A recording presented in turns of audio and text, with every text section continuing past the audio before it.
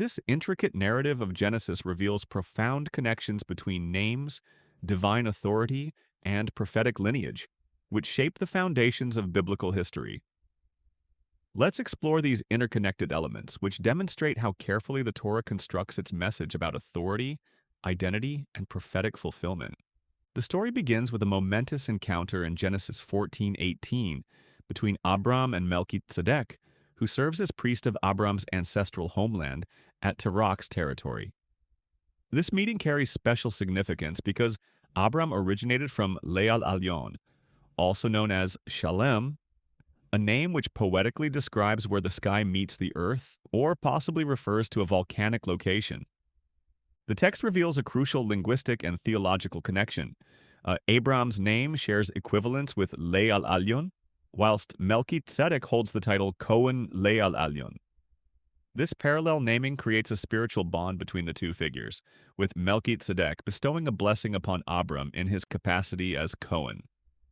This blessing carries particular weight due to their shared connection to Leal Alyon, establishing a foundation for the authority structures that would later evolve.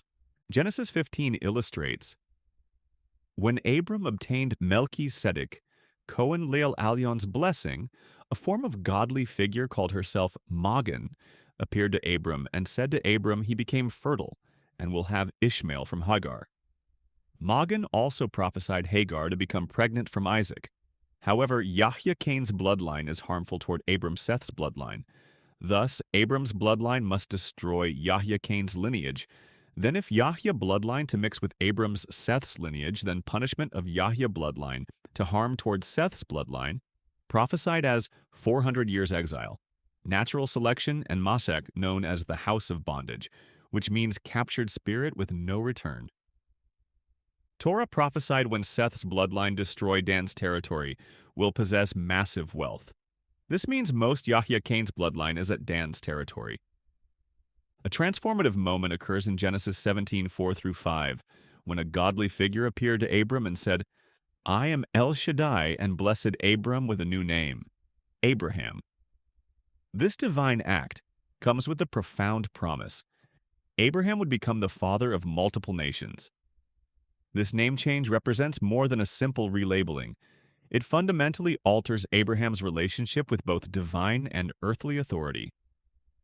The text suggests that once Abram becomes Abraham, he no longer maintains equivalence with Leal Alyon, which consequently means Melchi Tzedek's authority as Cohen no longer extends over Abraham under his new identity. Furthermore, El Shaddai said to Abram, I will make you exceedingly fertile and make nations of you, and kings shall come forth from you. This means Hagar's son from Isaac, Ishmael and Isaac are Seth's bloodline representing chosen bloodline from God. Thus Abraham surpassed the divine authority Melchizedek due to his righteous descendants. Genesis 17:18-21 illustrates a godly figure blessed Ishmael and promised Abraham will make him fertile and exceedingly numerous.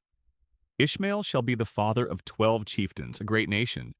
Furthermore, a godly figure promised Abraham, holy divine covenant will maintain with Isaac, whom Sarah shall bear to Abraham. Genesis 22 illustrates Cabrun tribes, demanded Abraham to offer his 1-year-old grandson from Isaac, whom Hagar bore, as the burnt offering on one of the heights of the land of Moriah. Abraham took Isaac, Ishmael, and his 1-year-old grandson, then strapped Isaac's hands at the road to the offering height, where he could not interfere the offering events. Then Abraham took his 1-year-old grandson at the offering place, took the knife to slaughter the child. But a godly figure again appeared to Abraham and said, Abraham, Abraham, and he said, Here I am. Do not raise your hand against the boy or do anything to him. When Abraham looked up, saw the ram caught in the thicket by its horns. So Abraham went and took the ram and offered it up as burnt offering in place of his grandson. Once again, a godly figure appeared to Abraham and said, Because you nullified Cabrun deceit that demanded harmful events toward Seth's bloodline, and you did not harm toward your grandson, thus I will bestow my blessing over you, and make your descendants as numerous as the stars of heaven and the sands on the seashore. And your descendants shall seize the gates of their foes. All the nations of the earth shall bless themselves by your descendants, because you have obeyed my command. Torah illustrates God spoke with Hagar at 2 occasions, and God closed all womb at Abimelech's territory due to Sarai's prayer. Thus, both Ishmael and Isaac lineage represent God's holy, divine, desiring human. The pattern of divinely ordained name changes, also mentioned in Genesis 35:10 through 11, where Jacob receives a new name Israel, accompanied by God's promise. Kings would emerge from Israel's lineage. This transformation sets the stage for complex developments in the family's next generation, particularly concerning Benjamin's birth and identity. Benjamin holds a unique position in the narrative as the only son born after Jacob's transformation to Israel.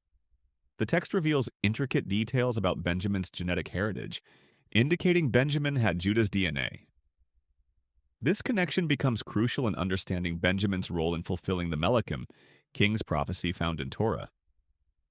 Despite a family scandal involving relations with the father's wife, which led Rochel to name him Ben-Auni, Israel maintained the name Ben-Yamin due to Judah's DNA was identical Israel's DNA.